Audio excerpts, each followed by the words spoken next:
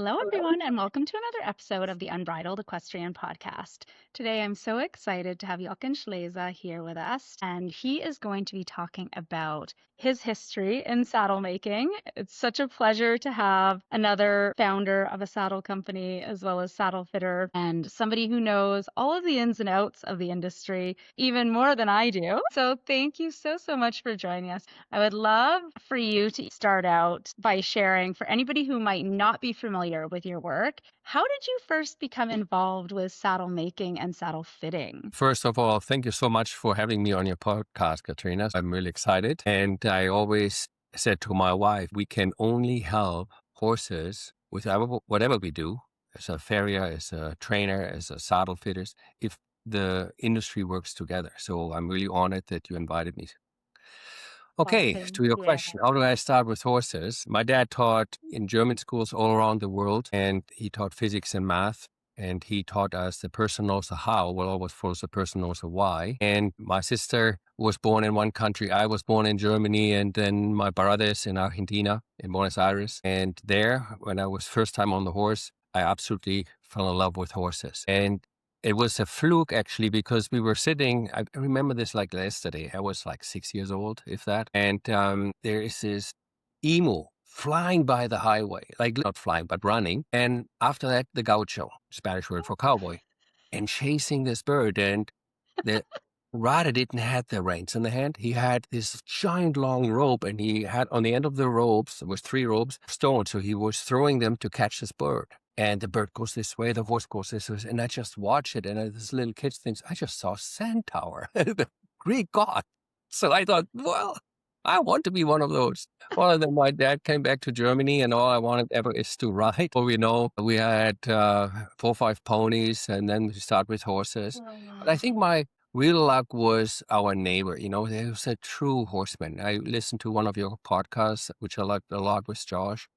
And he was that kind of a person. He had that connection with the horses, and he had an eye for horses. And he says, you look like you have passion, and I like to sponsor you. And through him, I was lucky to have very, very good horses in my young stage. One to come to another, and finally I got my own horse, and he made it all the way to 3-day eventing. This is what I was doing as a young rider into Germany. And then our end goal was 84 Olympics. But the dream was shattered when my horse started to go lame. Now, that was in 78 to 81. That was the stage when veterinarians didn't have the technology they have today. Today, they have a pain ethogram, what developed in England, and many veterinarian schools has a pain scale. And the technology is so much advanced that we now can hunt in a little bit closer. Where's this source? Where's this pain come from? Now, when you ride eventing, and just like Josh says, when you don't steal somebody else's heart, and each of them have the relationship. So I'm referring to the part where you were saying you can just take the spirit away from the horses. They're kind of like spirit animals. And I always thought about that as a spirit animal. And we all know we live in a pretty troubled world right now. Money is tight. The gasoline goes up, the cost goes up, and the wars are all over. But it's funny, I don't know how you feel, but if I'm with a horse, it doesn't matter. It disappeared. I'm in this magic bubble, right? And this is why I referred to Josh, because he was referring to, we learn from them so much and how we connect with them. And I have a massive connection with those horses. God, and many times I overrode a fence or I came too short. He saved me so many times. And if you think about it, we walk the course and we know exactly, oh my God, it's just like 4 feet on this side. But it's dropping 7 on the other side. So I got to brush that fence. Don't go big. So I walk it 3, 4 times the course to memorize the course. The horse doesn't walk it. The horse hasn't seen this fence before. So he trusts me 100%. So it was a relationship. My mom didn't have a tack shop back then. Later on, she had it because it was very expensive to keep the young boy going in this industry. So my on wholesale based equipment. So later on, I was, at first I was sponsored, and I was so happy to finally have the jacket everybody has, the hat everybody has. I got the logo, the saddle pad, and the saddle. I was sponsored. And then, of course, when you go up the rank and you're on television and other companies come and says, I'll pay you a little bit more. Ooh, nice. And Yeah. So stupid. I'm really embarrassed to tell you this story, you know. I started off to value the relationship with the horse as a kid, all the way to my teenage years, etc. I still feel so connected.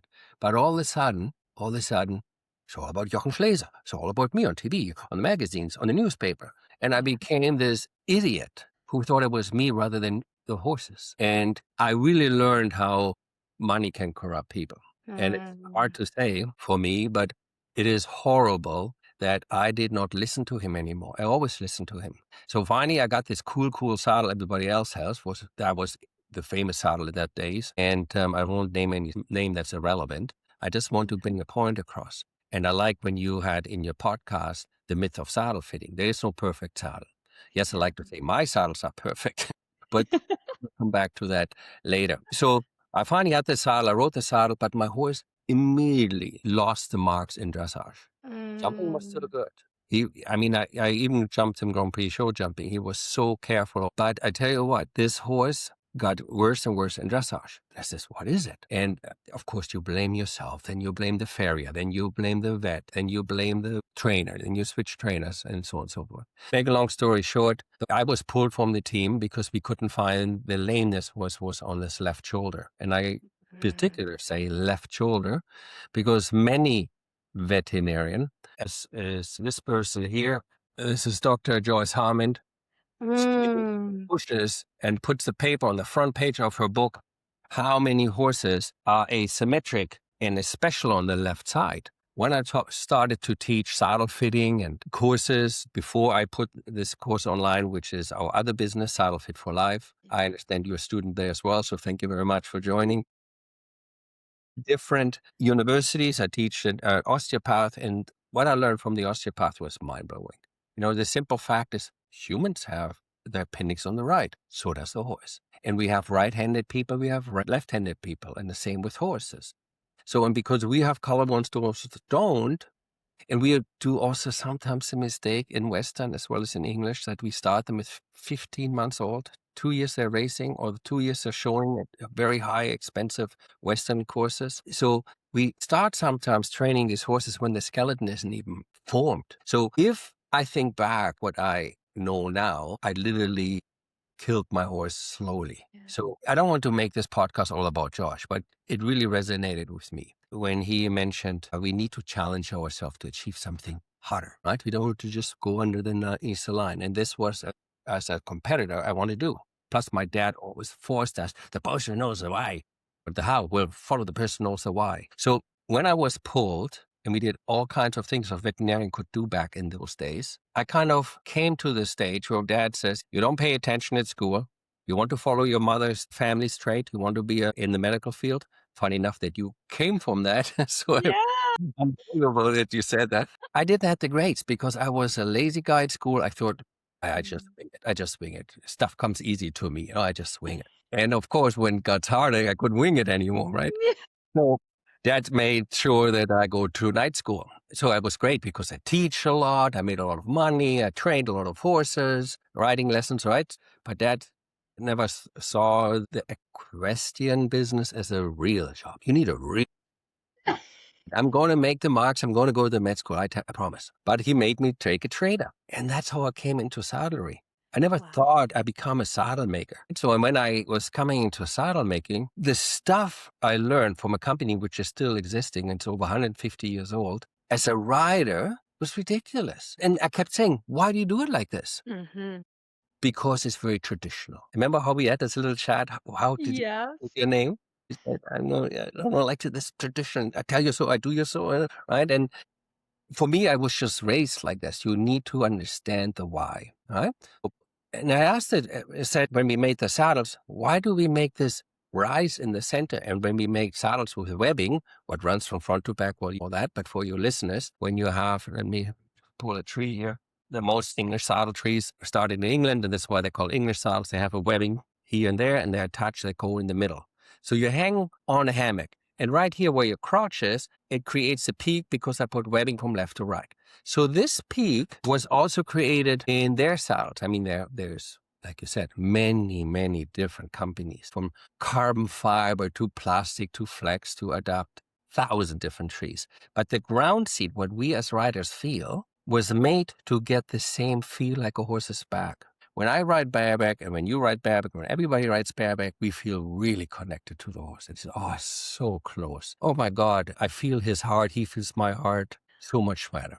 Okay, fine. So now we put an interface, what we call a saddle in between. And saddle makers says you need to give that feel, that closeness. But you got to understand when your seat bone goes into the soft back of the horse's back, they sit nice and soft in the muscle. But what pokes us up like a pen under the carpet. Have you ever felt a stone or a pen under the carpet, how you can feel where the pen is, right? You felt that, right? So Yeah. what pushes up is here, this is the first lumbus versus processes, and it's the same length as the last 18th rib. So you got these big muscles here, my hands here. So now when you sit on top with your seat poles, okay, so they sit right there, you sit in, boom. And then what pokes us up is that bone because that don't go down. So when I ride bareback, the guys love the feeling that this peak, the rooftop comes in our crotch because this way we will never get hurt on the horse. Why? Because this rooftop pushes our parts left or right. Okay. My sister rode way better than me and my brothers, way better. But she gave up at 13 because she couldn't stand the pain anymore. And we, unfortunately, back in those days, were told, shut up and ride, right? You know, you learn, toughen up, come on. Mm-hmm. And it took actually medical doctors who wrote books about the difference between male and female pelvis and so on and so forth. So there is no lady who enjoys sitting on the rooftop. So when I patented patent with the help from medical doctors, gynecologists, we patent the crotch hole in the saddle. So I know it's a podcast. People cannot see what I'm showing you now, but I'm going to show you here a typical um, plastic tree or a cheaper version, not necessarily good or bad, but you see that black dotted line here, Katrina? Mm-hmm. And at the center of the seat where the webbing would be, and you clearly can see how the center is higher than the rest, right? Yeah, much So when higher. the seat foam gets added here, it's super comfy, but this blows stay hard. So when the seat bone goes down, the rise will come up. So a guy loves this because we don't want to faint. When we fall on our male parts, it's over. So Yeah. a woman in the same thing, we put our tidy whities on and put our parts left, right. Women cannot do it. No. When we did over 120 butt casts back in those days, everybody can come to my butt museum where my company is in Holland Landing, Ontario. There's where we saved all these butt impressions. So you have a saddle, visualize a saddle out of foam with a very stretchy material on top. After 15 minutes, you're sitting in a Lululemon's pants. Yeah. And when you come out, you see the butt impression. And you see always the same pattern. The guys, young, old, skinny, heavy, has a V. The woman Mm. has the front crotch lower, like in backwards L. So needless to say, the saddles would base like a V. How is that person who is built like the backwards L fitting in that V? Not very well. Not very well. So when I published my first book, I call it The Silent Killer because my saddle killed my horse, literally. Not only his spirits, but also did damage on the shoulder, which was unfortunately only shown after the horse is dead because we can't use MRI or X-ray to look at the upper arm or the scapular. So for that, we have to wait until he's dead. So we have so many veterinarians who talk and write books about saddle fitting. And one of the person who I adore, she's a lady, she lives now in Durham, South Africa, but she practiced as a surgeon in all the continents. Very great show jumping rider. And she must have had 25 skeletons. And I felt like saddle fitting CSI because you could, she explained to me when you take a hammer and you hit your knee or your chin, it hurts. But when Yeah. it heals, you will always have the bump for the rest of the life. And you know how many horses have deformed or bumps on the shoulder? I'm holding up a shoulder blade and I see a deformity on the edge where most trees bump Mm. into it. See, and that happened to my horse. That's what he was telling me. He was telling me there's something in the way. And I was Mhm. saying, don't be bad. That's what I was told, right? Don't be such a. Yes. So I pushed him through the pain and I thought I can train pain. No, you cannot train pain, which will compensate to the Yeah. fact that he was always not clear in his rhythm, right? And of course, in eventing, when they see this, bing, bing, bing, the judge rings the bell, you get thrown out of the team. So not only was that the bad part, but I could really see, and this is the horrible part in my story, I could really see how the light disappeared out of his eyes, right? Yeah. Spirit left. So many people unintentionally do to their horses, right? So as so many people, not just Josh, say, listen to them. We can learn so much from them. You know, you think you need to hug a horse for them to feel your energy and heart rate? No, they feel it when you come down the aisle, right? So these spiritual animals, we owe it to them that we educate. So thank you one more time, Katrina, for doing this, that we educate people that saddles are a great, wonderful thing. If the rider understands, just like I don't even know what comparison to draw, but if I have a pelvis, what gives birth, and this pelvis doesn't, I don't care if I'm going to go and going to change and be from a guy, I'm going to be a girl. They're going to Mm-hmm. do all kinds of things to you, hormones and great operations, but they will not change your pelvis. I guarantee you. We're not there yet. Who knows? Yeah. And this is just one part. The neck of the femur is different, the lower back is different, and it goes on and on and on. So when veterinarians who ride saddle say a guy sits with his gluteus maximus and very close to this horse, nice aligned, he can sit soft with the horse. But for a girl to sit like a guy, there's this big gap here. And why? And this is why I follow my dad's advice so much because this is what this vet said. He says, why do saddle makers ignore the fact that we have women from Mars, men from Venus, or vice versa? You know, Mm. writing books about the different, I don't want to say species, but different sexes. Sometimes like different species. Why can I not get this in my head? Because it's chauvinistic, right? So men make most of the time the saddles. Yes, there's some women who make saddles, but in your experience, you probably dealt with most saddle manufacturers who are run and made by men, right? Maybe Absolutely. you have a CEO who makes saddles, but the saddles are made by men. After Mm-hmm. all, they were made for men for thousands of years, and it was only in the late 70s where the majority of the rider become women. 95 in English, 75 in Western. So this is just the first part. I can walk in all shoes. You should look how funny I look when I put my 4-year-old grandson's shoe on it. I just put it on a big toe, right? I look like an idiot, but I can walk in it. Same thing with humans in saddles. You can ride in anything. I was a trainer. I said that. I can ride in anything. Mm-hmm.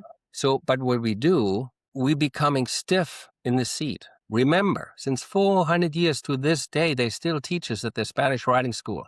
The most important aid as a rider is your seat. And if you don't have a pliable seat, which means you can move it, not just picture you sitting on the watch and you move it in circles or back and forth or left to right. If you lose stability, it's exactly the same if you're jumping down the first flight of stairs and you land with your knees straight. Not you only blow your disc out, or your fillings fall out of your teeth, or your knee blows out, we would never do it. But in the saddle, we do. So now comes the horse. How many saddles do we still make like in the 1700s? It's mind-boggling, right? We Mm-hmm. understand angle. We have tools which are very inexpensive. You can buy on that. You can measure the horse's angle with an angle device. Okay. And if I'm compare this to the first saddles, the medieval saddles, or back to the Chinese, or back to today's Western saddles, they still do it. They call it the angle of the bars. Mm-hmm. And you can see the transition here. What I'm holding up now for our listeners, I'm holding up a half of a Western tree where my hand is inside the fork and I'm showing the bar angle. So now I'm showing the distance from the bar. That's the tree width or the bar width. So just like I would buy a helmet, I always look for a helmet what fits not too tight, not too loose, and why I do not need the shin strap to pull it so tight to get my helmet on. So these are the three most important things. I got to fit my helmet from front to back, left to right, and I got to sit snug on the side. If it's too tight, that would be the angle compared to the Mm-hmm. saddle, right? It's on my temples and I get a headache. If the width is good, but the angle is too wide, it slides around and it constantly irritates me and throws me off balance. So we understand this when we buy hats or helmets, but we don't understand when we buy saddles. Mm-hmm. So we have saddle companies who give you the tree width change and others gives you to angle change. Very, Mhm. very few. I mean, our patents I sell to other saddle companies as well, and also our trees. So we even make saddles for other companies. We call it PLS, private label saddles, and then whoever put their name on it, that's fine. Because I realized very fast, that, like me and you, we like to hear our own name. I think horse people are different. They like to hear the horse's name first. Yeah. So if we understand, that was great how you said in your myth of saddle fitting, there is no perfect saddle, right? There's Mhm. 86 different points, and if you multiply them in each other, oh my God. So as a consumer, I do compromises, okay? Maybe it's okay in brown. I wanted black, maybe I do brown. Mhm. Or maybe the flap is a little long, but I can compromise. So there are certain things you can compromise and says, okay, this used one or this new one will work for me. See, the horse can also compromise if the stuffing is a little bad, if the billets are a little bit broken or ripped. They don't care if that thing flies off when you ride, but they do care, like you, if the saddle is too long. The horse cares if it's too narrow on the withers. Because don't forget, I'm showing you a horse which is cut in half. Not really, but it's a little model horse.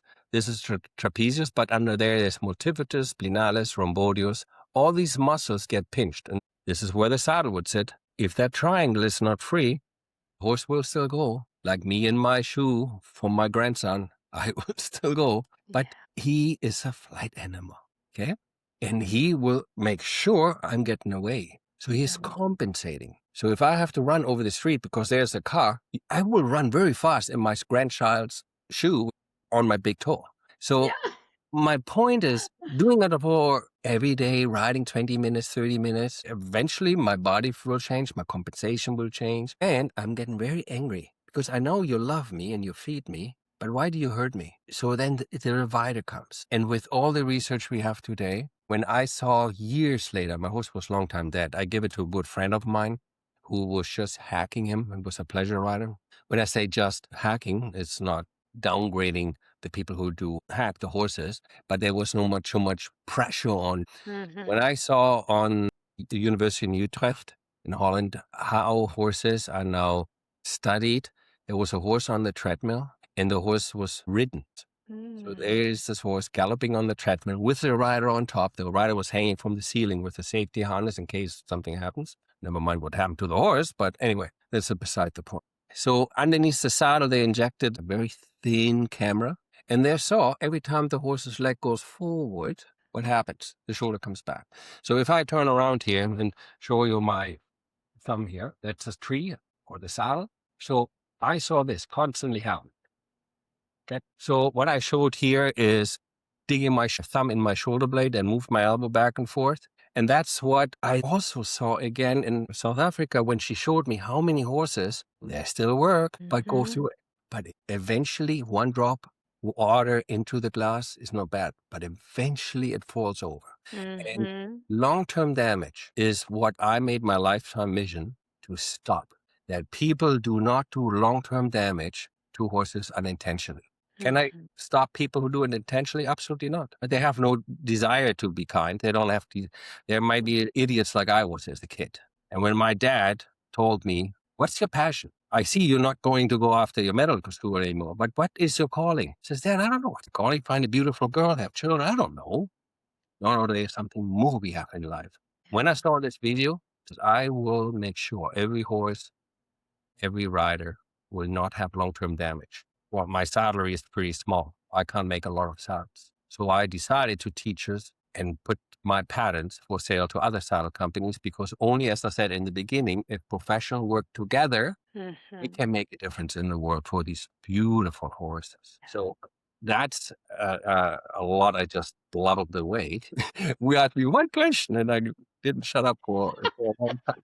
So careful what you ask me next. No, just kidding. I'm just kidding. I will be coming faster to the point. But I think all of that is so relevant. And what we were talking about previously is there's so many layers to all of this. And unfortunately, so for anybody listening, we were chatting previously about how I got started and the challenges in the industry and how often we see the same things done over and over. And Jochen had asked how I came up with the name Unbridled. for the podcast. I love that. And I was explaining, I just have this really, I've always had this innate desire to do things differently. Similarly, like I just got so sick and tired of seeing how many options there are out there that don't work and that don't work in the same ways, and how resistant the industry as a whole is to changing those things that don't work. And I was so excited for this conversation because I absolutely believe the same as you. Nothing changes if we don't work together, and nothing changes if we're not open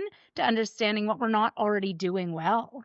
That's right. And the examples, so many of the pieces that you just touched on, Jochen, they really exemplify that. I mean, if we've got tree points that are sitting right on the trapezius and we're getting atrophy and we're getting this scapular cartilage sheared off every time the leg moves, every time that scapula rotates, and we're trying to train through that pain, it's never going to be possible. And so everything that you touched on, I think, is so relevant to how you have approached saddle fitting, but also how you approach all of the education that you're so passionate about providing. And that's huge because Mhm. teaching people what you've learned and what you know and all of the research and time and energy you've put into it is one of the best ways to help make a difference Yeah. in the sport, in Yeah. the industry. And it's the best way to help horses. And he had asked me earlier why I'm so diverse in what I do, because I've got Highland Saddles, I've got Lavasse Equestrian, I've got the podcast, but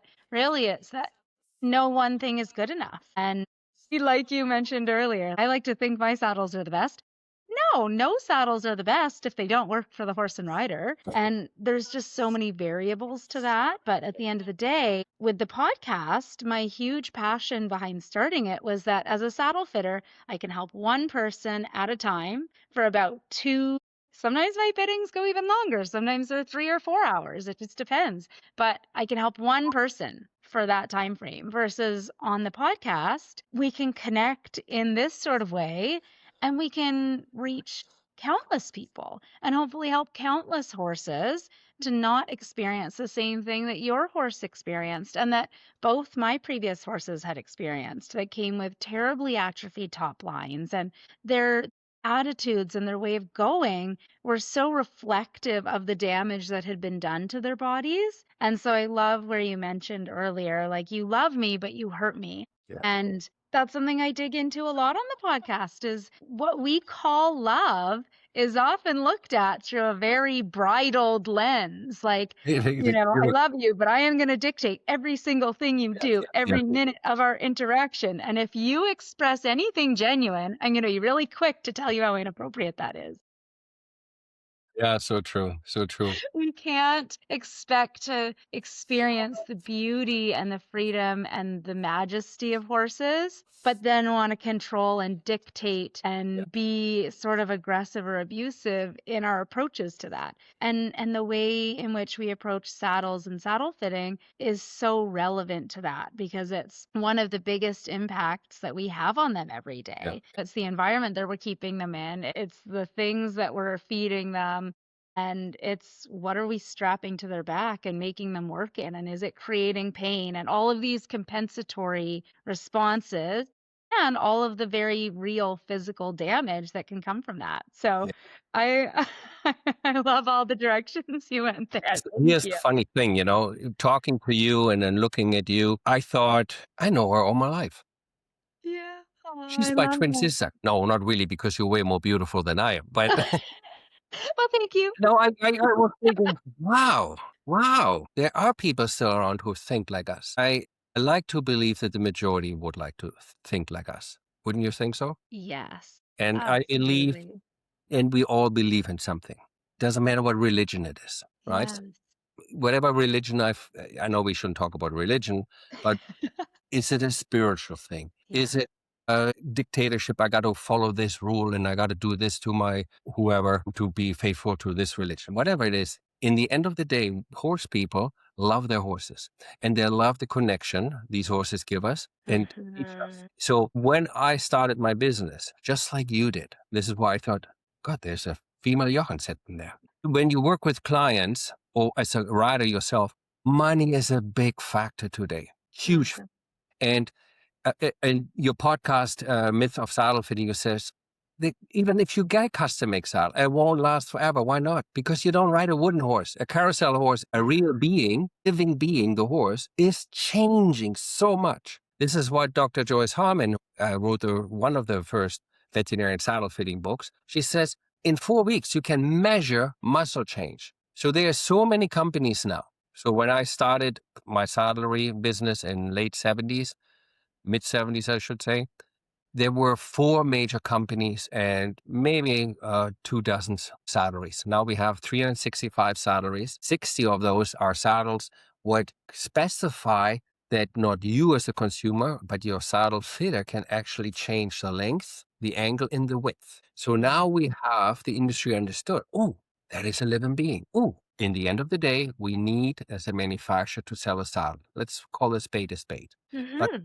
where would you, if now I'm putting my helmet on or my baseball cap as a rider? I don't care if you need saddles. I don't have that money to constantly buy new saddles. So in the end of the day, I'm going to purchase a saddle. Maybe I go bareback, but it's a whole nother story. Back then when just like you, before you had your own saddle company, when I was pressured to sell so many saddles, you get a better price and you got to sell. Mm-hmm. Gosh, it felt like a competitive short rider again, and I have to make the team.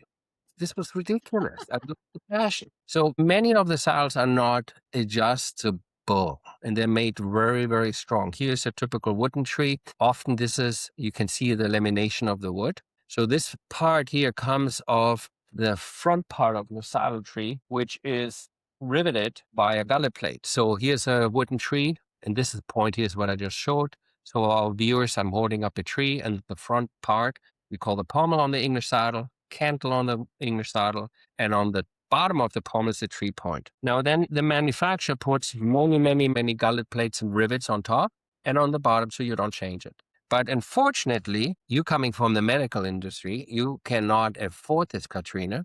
But imagine that somebody just did 2-3 semesters in med course, right? And medical school, and then fakes himself through become a doctor.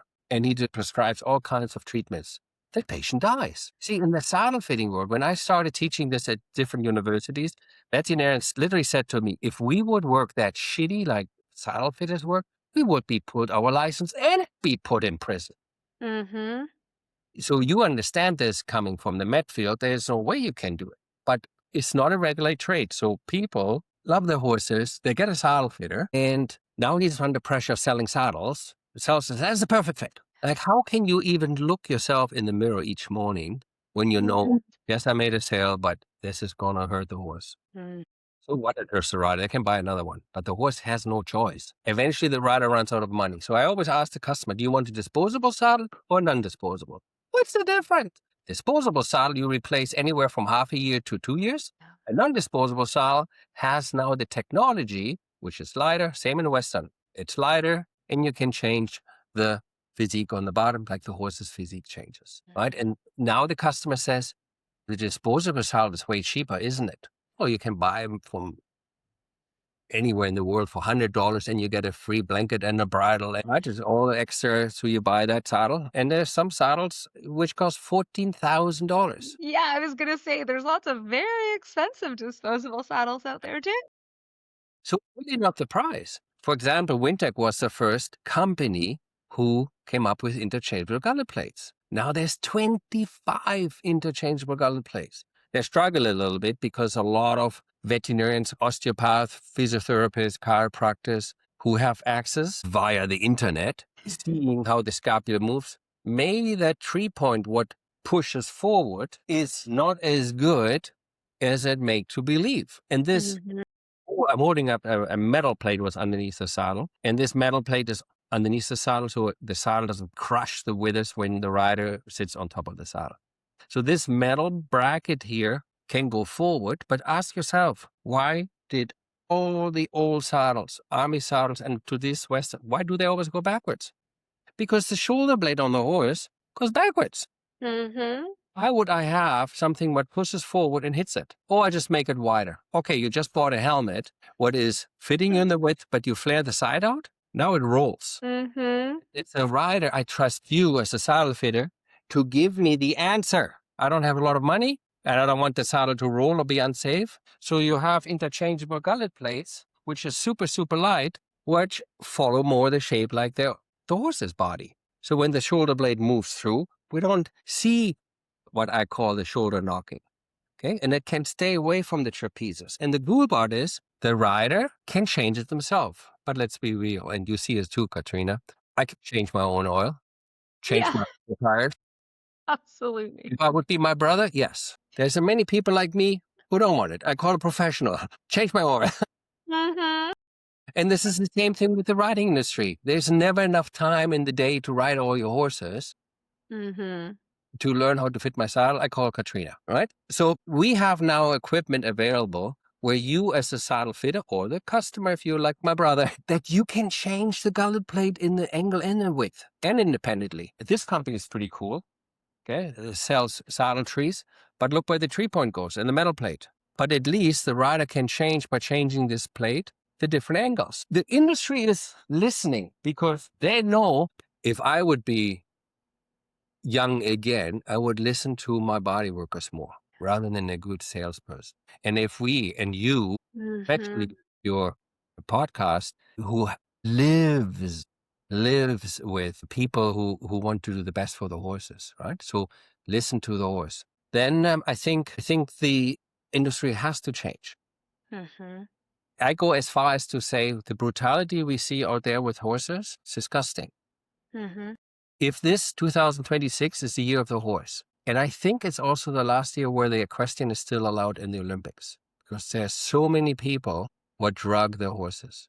78 Mhm. more percent of riders don't do it for the money. They have the horse here. They Mhm. do anything to make sure their horse is well fed, well kept. And they are our listeners. Can you drag a horse Mhm. to the water? Yes. Can you make him drink? No. Will the Mhm. people listen to you when you do saddle fitting? Yes. Will they take your advice? Some do, some don't. Mhm. That's okay. And I think you and I do a great job, if I may say so myself. No, just kidding. But Agreed. I think all what we can do is share the stories, tell the customers so you can have wonderful saddles. You know it yourself, good, reasonable prices. My price is unfortunately not very cheap because I'm manufacturing in a country where the government doesn't sponsor, even though we made this a recognized trade. Every person who I pay, it's not an apprenticeship where I get subsidized the apprentice from the government. So the manufacturer has to pay minimum wage, which they should have. And I'm not saying they should have paid less. The person needs to live, Yeah. right? But to manufacturing something where your labor is much higher, and especially in Canada where we pay so much taxes versus the States, Yes. so I can't compete with saddle companies who manufacture where they have government help or the labor is way less, right?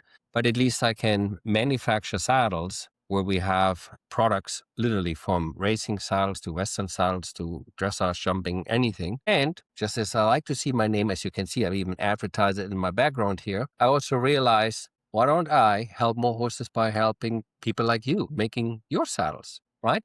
So that's what we can do. But my passion really is to give people the power to understand the why and help Mhm. them from not unintentionally cripple themselves or the horse long term. It's huge. And Yeah. there's so much to know, and Yeah. there's so many misconceptions in the saddle world. And I love how you were kind of discussing who do we trust, and we really need to be listening to the body workers and what our horses are telling us. I often will say to people, you touched a little bit on this in terms of disposable saddles. I will differentiate between a saddle fitter and a saddle wrap. And I sort of say a saddle rep is almost like a car salesman. Their job is to sell you a product, Yeah. and their job is to sell you their product. So on the flip side of that, a saddle fitter is almost more like a mechanic. We need to be able to understand all of the biomechanical aspects of the horse, what is going on for them underneath the surface, including the compensation patterns and the damage and the postural changes that come as they're compensating. So we need to understand really thoroughly if a saddle is pinching here, what's the resulting manifestation in the horse's biomechanical structures? And what do we see in compensatory patterns there? And what type of atrophy patterns are we likely to see if a horse is compensating from X, Y, and Z versus A, B, and C? And we need to be able to take a saddle apart and figure those things out and understand why they're happening so that Absolutely. we can offer a solution, which You know is how very, Josh very different. what? Yeah. You know how Josh said he loves art, and Hmm. that's often quoted. Saddle fitting is art, art and Yes. science. Yeah. And remember how I asked you in the beginning, do you ride as well? Are you a horse owner? Right? Because I don't know about you, Phil, but I think the saddle needs to fit when the horse is moving, and the rider Yes. needs to feel good when the horse is moving. From 17 saddle fitting schools, thank you very much for choosing ours, by the way. Yes. 17 saddle fitting schools, there are still 5 who completely contradict what the other 12 saddle fitting schools say. See, it's not regulated. And if you look at some companies, they're very proud to say, we still follow, I'm talking about saddle fitting school, what our mission is since 1315. 115. That's crazy. That's almost 700 years ago. They still have the same Hmm. mission. And when you look it up, they make it public, it says, we need to increase the equestrian industry, the saddle maker in the UK. That's why they formed that saddle fitting school. So if you're a person who says, I don't care if I buy one from Canada, America, the States, South America, from Europe, from Germany or France, I just want my saddle fit. So if you don't care for increasing the British industry, you're probably the person who knows what they want. I think we all done it. I'm going back to religion. Let's see what they preach here in this church. And go here, and I go here. And you see it's a little bit the same, but a little bit different. But I don't find my path if I jump from church to church to church. Most of Hmm. the churches stick with one. And I find, I love what you said. You know, there's a saddle selector, the car salesman, and the saddle fitter, the mechanic. Right? So I really love that. And a mechanic would never, maybe they do, hopefully not, put brakes on it and put something else on the car. So the car constantly is wrong and is constantly in the garage. A good mechanic is proud that he fixed the car, that Hmm. you say, you got to go to this saddle fitter or mechanic. So the point I'm trying to make here, I could not anymore continue selling products, but also that's not me. Why would I No. sell a product that cripples the horse? What happened to my horse? Yeah. How can I be true to myself if I'm constantly switching on beliefs? So, and you will see part of our this course comes a section which calls the moral compass of a equine agonomist. The reason Hmm. why all ours saddle fitters, because I love what you said, got to be for the horse. Agonomist means measuring something three-dimensional. It's an old Greek word. An equine, of course, equine. And most people who do these courses are body workers, vets, even horse owners. They never want to fit saddles or saddles. They want to. Hmm. And if you say, I really like you, I really like to become a mechanic. I really want to do something on the saddle. I really want to fit the saddle and sell saddle. Nothing wrong with that. So they go the next step further. But a good mechanic knows I make sure that the car fits. A good saddle fitter makes sure I make sure that saddle fits tip top because that saddle will sell me 25 more, not the saddle, Hmm. horse, because the horse improves, you're coming back, you service it, right? But give the customer clear words that says, I will not bend this saddle tree with a hydraulic press because I'm just breaking the tree point off, right? So, and then we know what happens when we ride in a saddle. It costs thousands, $8,000, and now I broke the tree. Yeah. Yes. So yeah, for me, I wake up, people ask me once, how come you have so much energy? You're approaching 70 and you jump out of bed every day. Where is that coming from? Because I wake up every morning and says, I wonder how many horses I can save today. So I am Hmm. so blessed to invite me because I think you're doing a phenomenal job. I really love Thank you. I listen to your podcast. I love your topic. So I already sent 2 or 3 podcasts to my children says, listen to this. This is cool. Oh, that's wonderful. I'm so Awesome. glad to hear it. Yes. Thank you. I love your passion, and it really comes through in all of the material that you post and the way in which you design your saddles and advocate. You're always advocating for the horse, and that's just not something we see in the industry these days. Because even now, with everything we know, and this is kind of fascinating because you had shown some of the newer options that we have in terms of tree and how we can change various aspects of it. And yet, I don't know many other brand founders who are out there actively advocating on a regular basis for the well being of the horse and for education of riders and saddle fitting. Well, you know And the answer. it's huge. Yeah. The answer is too busy to sell, sell, sell, sell. I focus on the production to move Yeah. rather than that's going back. Know the why. Why do I do what I do? Because I love Yeah. horses. I'm passionate about it. Right. I have a lot of enemies, and those enemies say, "Don't tell the customer so much," Yeah. because the bullshitters. I'm sorry that I said that on your podcast. Quite all right. It's Uh, unbridled here, remember? well, perfect. They're feeling it. They are mad because the customer keeps asking questions. Yeah. Yes. So they're Absolutely. feeling, oh, I can't trick this customer. That customer is Yeah. smart. Yeah. No, the customer is passionate. They love their horse. Mhm. They're sick and tired of you damaging my car. Yeah. Right? So Yeah. people, and especially these days where money is tight. I mean, money is always tight. If you're a horse owner, you know. They're really good at just burning through it. Oh, my God.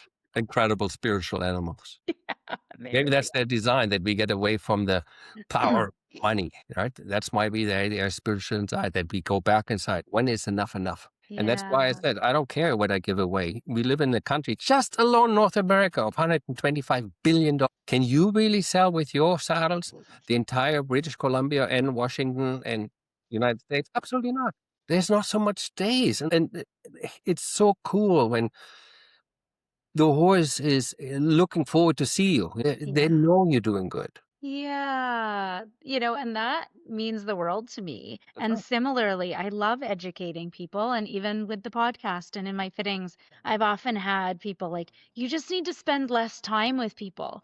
And I'm like, since when is spending less time doing a job the way to success? Like, Yeah. yes, financially, I'm sure it would be more Yeah. beneficial if I spend less time with people. But for me, it's so critical that people understand what's going on with their horses because it's the gap between seeing what's happening and understanding what's happening that prevents it from being solved. And so, similarly, if we're blaming the farrier, but it's a saddle fitting issue, or we're blaming the saddle fitter, but it's an ulcer related issue, or Absolutely. we're blaming the ulcers, but it's a hoof angle issue as well, we need to have a more thorough understanding of the whole picture. And I had a client yesterday and she was like, wow, you're about the fourth saddle fitter I've had out. Nobody else has done any of these things. And I it's like like, yeah, well, at the end of the day, if I don't have an understanding on a biomechanical level of what this horse is dealing with, how they're compensating, guess what? I don't have a hope in hell of properly fitting a saddle to them yeah. because if I'm just taking what I see statically at face value, but I'm not assessing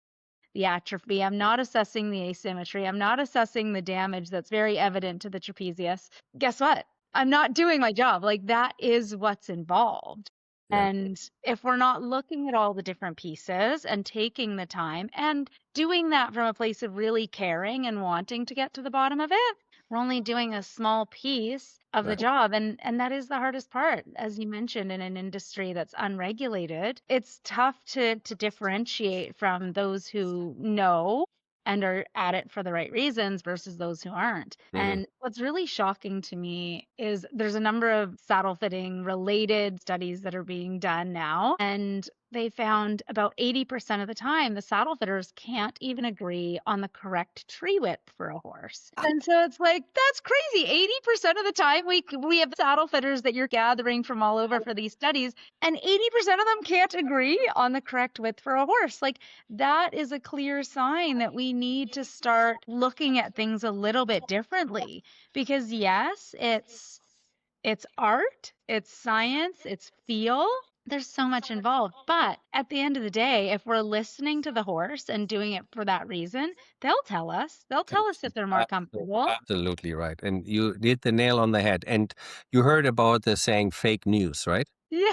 All right. So today there's so much AI out there, Oh, but it can also help you writing your emails, writing your websites. So there's a bad side and the good side.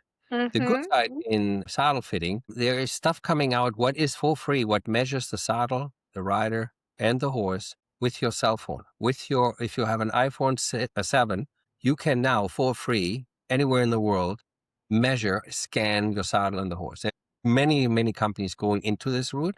because Mhm. you mentioned all these saddle fitters can't agree on the right tree width. Try to get them to measure the horse. You will get all kinds of different measurements out. And Yes. the manufacturer, you says, okay, which size do you want? You measure through different things. Can Yeah. you imagine how the customers feel?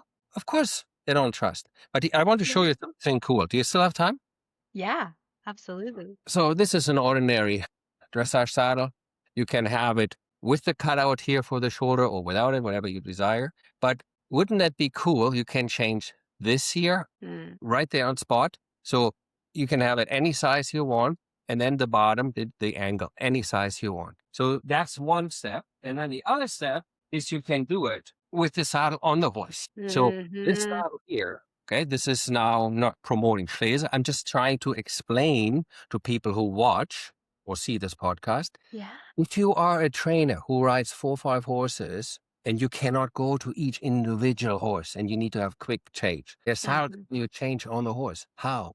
Like you said, the horse, it shows you it's not the right angle. You can Mhm. actually, I mean, companies use this, but you have now where you can insert it here in the middle or on the side.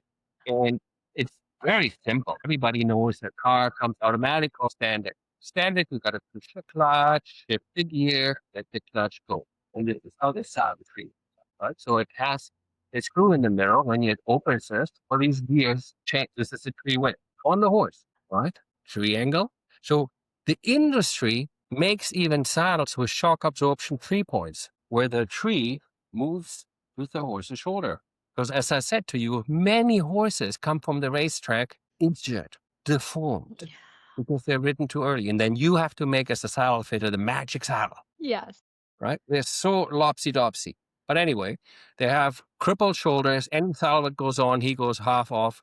What if we have a 3 point? What moves? Okay, so there is so many cool stuff out there, and it's not even that expensive. That's the cool part about it. Mhm. And my heart is bleeding. I can't even put a value to that. Yeah. When I know my baby hurts, I hurt.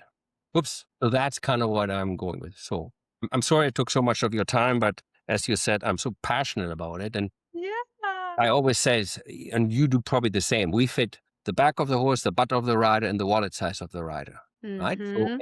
the cool part is the customer can choose what to take, what is value to it. It's our job, back to your analogy of a car mechanic, to make sure the Yeah. car runs. It's our job to Mhm. make sure we don't hurt these horses long term. I Yeah. know, listen to you, speaking to you, you're really going to enjoy this course. Yes. Yeah, I've really enjoyed it so far. And actually, I know we will wrap up shortly, but could you share a little bit about the courses that you guys offer? Because I think that's huge. And because we're both so pro education for riders, I think this would be a great opportunity for anybody who's interested in saddle fit, or even if you're just confused and frustrated as hell because you don't know who to trust or what information to listen to, maybe you could share a little bit about the courses and Okay. education. So it all started when I was um, here in Canada, in Toronto. The German dressage team coach came over with the CEO from the German National Riding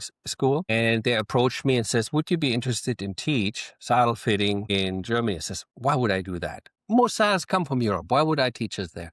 Says, "Well, I like how you teach a little bit different." It started off just do it for the German National Riding School, because the trainers always looked at, you know, everything. Help me. The salesman comes to buy the right saddle.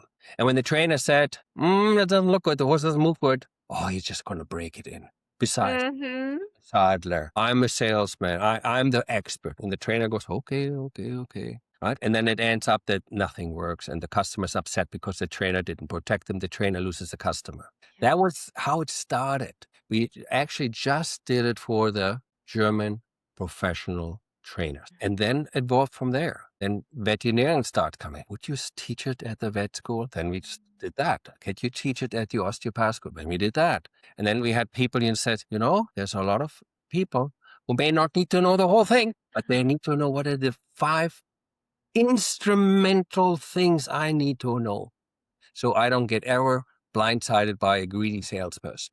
And that's what we teach courses, which are very basic for the everyday rider, to the courses for the body workers, to the courses to saddle fitters and to people who want to make a career, even to be constantly looking for teachers for our school, because I'm proud to say that we had over 6,000 students coming through our school since we opened, and currently we still have 1,000 enrolled. So it's really working because we have such a variety of courses, which are not only very affordable, because whatever you spend in, if it's a one course for $49 or the most expensive course, which I won't share, of course I will. If you want to go all the way to the top, which is quite expensive, you can buy saddles from it, anywhere from 3,900 to 7,500. Right? That you know yourself, you get 10 times back because, as I said, the emotional paycheck is the company put in. Mhm. That's how we grew saddlefitforlife.com. And yes, I also have this company, the saddle manufacturing company. And as you said, there is not a perfect saddle for everybody. And we Yeah. love sharing. And I don't care if I hurt people's feeling or destroy their corrupt business. Somebody, Yeah. We need more of that. Let's hurt feelings and destroy corrupt businesses. yeah, I mean, it's horrible. But how can I sell a saddle and I know it's hurting the horse? But all of a sudden I get a call. Oh, I put focus on for an hour, and you and I see there's again, Of course. and that's why it goes on and on and on. All right, Oh, well, thank you so, so much for joining us and sharing your knowledge, your passion, and everything that you have spent your career really working on to help horses, Jochen. It's really incredible. And I'm just so thrilled that we had this opportunity to connect. Now, for anybody who is interested in either Saddle Fit for Life, learning more about you, learning more about Saddle Fit, or about Schleese, where can they find you? well, we have one fancy slogan, what we called saddleforwomen.com. That's easy to remember. I have a lot of guys who say that's chauvinistic, this is sexist. I says, pardon, pardon, pardon. What are you just talking about? Well, what else? Says I make saddles for guys too, but let's face it. Have you seen in the barn, how many riders you see in the barn? Very few, right? So the Hmm. majority are women riders who ride in the ill-fitting saddles. So Yeah. that alone is a very good idea for us to find saddlesforwomen.com or Schleese, that's SCHLEESE.com, or the Saddle Fit for Life Academy is where you can find us. That's great. Well, again, thank you so, so much for being here and sharing all of this information with our viewers. It's just been wonderful chatting and getting to know you better. Same here. I'm very happy that we had the time and I got to know you. Yes, likewise. And for all of our listeners, as always, thank you so much for listening or watching. And until next time, stay curious, stay unbridled, and we'll see you on the next episode. I love that. Bye. Bye.